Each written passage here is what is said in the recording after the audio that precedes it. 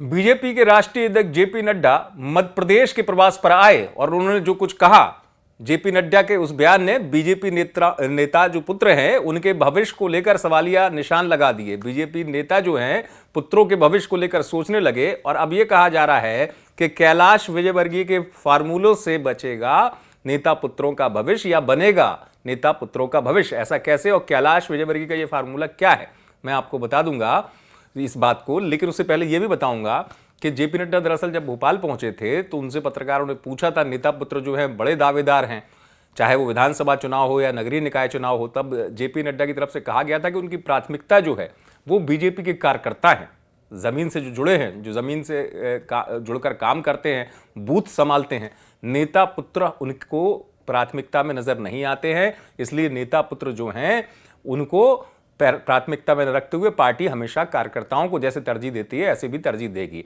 और एक फॉर्मूला जिसे कहा जा रहा है कैलाश विजय फॉर्मूला, यानी पार्टी का जो सिद्धांत के परिवार से एक व्यक्ति पद पर रहेगा, तो वही अब राह बनते हुए बीजेपी की आगे की नजर आ रही है। बीजेपी नेता पुत्रों का भविष्य भी इसी राह में नजर आ रहा है।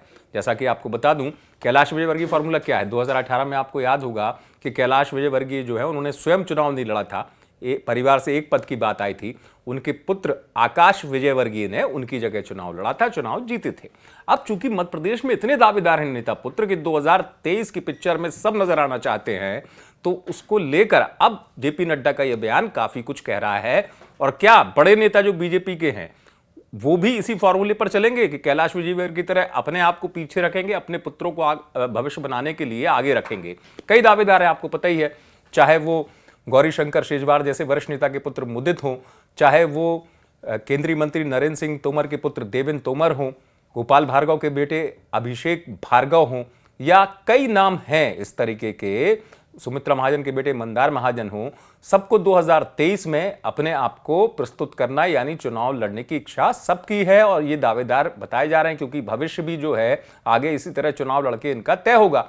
लेकिन अब चूंकि जेपी नड्डा जो हैं पार्टी के राष्ट्रीय अध्यक्ष, उन्होंने पार्टी की जो लाइन है उसको साफ कर दिया उस बयान से कि भाई हमारी प्राथमिकता जो है वो कार्यकर्ता हैं।